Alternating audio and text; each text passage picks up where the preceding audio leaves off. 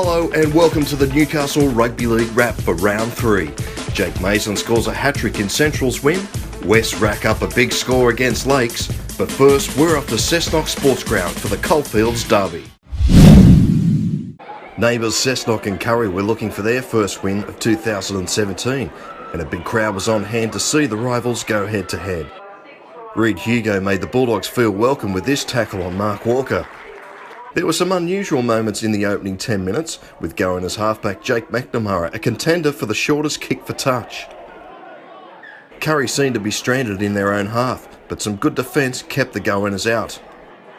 But after plenty of pressure, Cessnock found a crack, with Brett Mendyke getting a lucky bounce from a McNamara kick. McNamara converted, and it was 6-0 just after 20 minutes. 5 minutes later, a penalty to the Goaners in front of the posts allowed McNamara to extend the Goaners' lead to 8 points.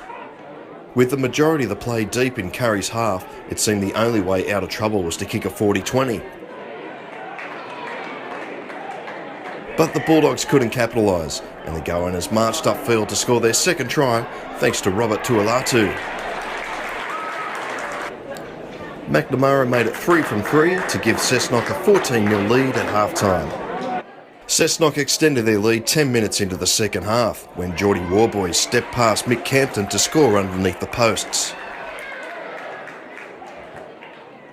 McNamara added the extras and Cessnock led 20-0. The Bulldogs kept fighting, and although they came close, time down Newcastle finally got the visitors on the board.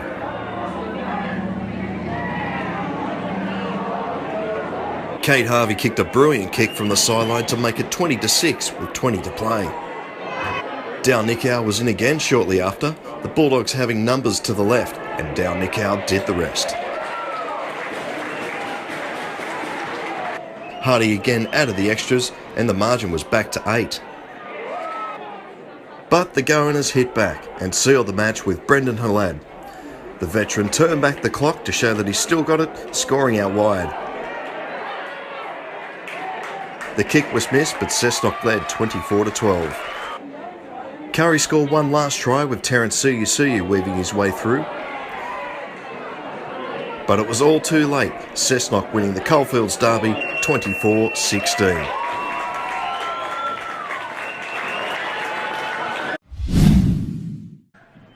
Sunday afternoon football, they're underway. Round 3 of the Tooheys Cup. Welcome along. That's Warren Shillings. Plays it back to the left-hand side of the field. They're going to come out here and go straight into the gap, pinning the ears back. This is going to be a try-saving tackle. How good was that? 4 metres out, Western Suburbs. They go for a dig from dummy half. Well, I'm still getting over the first play. Will he go again from dummy half? Gives it across to Newman. They kick. There's chasing. They're coming through. And Randall, he was on the spot in time. Lakes lead 4-0. Can they convert the try? Yes, they can. Touch judges raise their flags. Appreciates his knowledge as well. That's why he's here. He gives us the big decisions, and he's not afraid to do it as well. This is Keenan. He takes the line on. Was there a flick pass in there, Well, Pete? I think everybody's caught by surprise, but referee wasn't. He's going to give the try. Well, Keenan's got the ball here. He ran to the line. Little fiery ball out the back, and they're over. What a pass, what a play. Try time. They're back at 6-4. Kick to come. Newman wanted it back, but he couldn't quite get it back from Randall. Now they go straight and hard towards the post, and Glowhey, he picks up the second try for Lakes. They lead by 10 points to 6 with the kick to come. Has he given the try? Yeah, mate. Try's Yes, been awarded. Nick Glowhey. Glowhey. There he is right there, Tom. Straight and hard into the gap and just gets it down only in the fashion that he knows how, and he loves it. Just to make it 12 points to 6. He's got it. Short by a metre. As Adams slowly gets off him. Knight again. Away to Porter. He goes short. And they've got to get it this time. Ben Stone. Porter instrumental, and Stone just ran onto it. And Gilmire, as you said there, well, he was just going to run over him any day of the week. Here's the kick from 10 in from touch. They're going to bring this back around. It looks good. It's an absolute ripper. There goes the siren in the background. So an entertaining first half of Newcastle Rugby League right here on Bar TV Sports. It is half time. We're locked up at 12 all. Just using the sun to their advantage, Wes. So Knight now sends it back to Keenan. He's going to go high to the air. They're coming through. Mannion leads the race. Then he comes down with it. What an absolute stunner. Take a look at this. They're all on side. Peter Mannion flying from the air. He knows all about tries. Left boot striker of the football. He's bringing it back around. The crowd like it. The touch judges raise their flag. So Western Suburbs, they extend their margin. 6 minutes gone in the second half. So Knight back to the right-hand side. Keenan, he now sends it out wide. Here's a chance. Oh, they're going to go all the way. Oh, Ryan Walker, put your name up on the scoreboard with a few tinkling lights around Walker. And have a look at this, looming and running at full throttle. Nobody was going to catch him. Last one, here's the kick now from 5 metres in from touch. He's bringing it back around Keenan. What a ripper. So far, playing well. Just like Walker. Walker gets his double.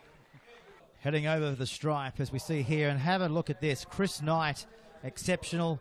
And he knows where to lurk. Doesn't he, Ryan Walker? He's always somewhere in attack, not far away from the ball distributor. A brilliant 5/8. And he'll only go to the next level under Matt Lantry. 30 points to 12. As Williams, what a ball! Utah, brilliant, brilliant Rosella's try. Chris Knight, Simon Williams, have a look at that. Sensational. And Kennedy was caught in Gaga land. Look at that. Brilliant. New coach in Matt Lantry and the first coach assistant in Mark Morrissey, who took the Harold Matthews to the grand final and won it yesterday in extra time. Shillings gets it away to Tafua. Tafua. Oh, put your money on a try to Mark Tafua. This is it again. Come and get me. Well, Jack Kelly, he tried, but tried in vain. Well, I haven't seen a signification of a 6 again, so I believe the tackle count is going to continue. Utah pins the ears back. Nobody will deny him. How good is he in full flight? Here he is in his element. Got away from Gagai, and he went all the way. I'm just looking at his feet. Size 20 feet, do you think there, Tom? As we see now, the 7 is Keenan. Oh, penalty. Yeah, right in front of the post. Do you take the 2 when you're up by about 1,000? Why do they fall backwards? Well, if they fall forwards, then they just fall into the boat rather than going into the water.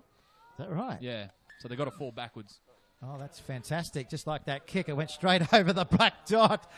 And Western Suburbs, ladies and gentlemen, they've been able to do everybody proud here at Harker Oval. It's full time here in the Newcastle Rugby League after round 3. Western Suburbs, too good for the Seagulls by 46 points to 12. Maitland played their first home game of the season at Coronation Oval, looking to end Central's perfect start to 2017. The Pickers showed some muscle in defence early, but an uncharacteristic mistake by Luke Dawn allowed Central a chance to attack. And from the scrum, Jake Mason blazed them all, scoring the Butcher Boys first. Murray converted the try, and it was 6-0 after 5 minutes.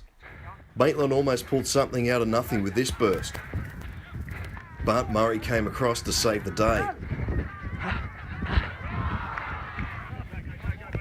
From the scrum, Gordon put Taylor through a hole, who found Mason flying onto the ball, and he ran underneath the post to score the Butcher Boys second.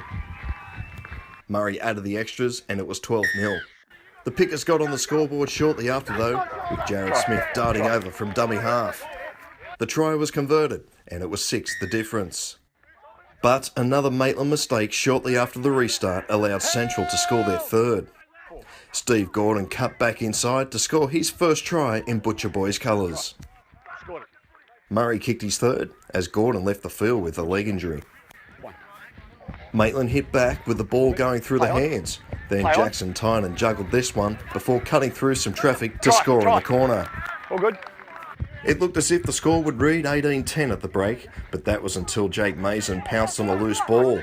The Pickers defence hesitated and the flying fullback was away, racing 100 metres up the other end to score his hat-trick.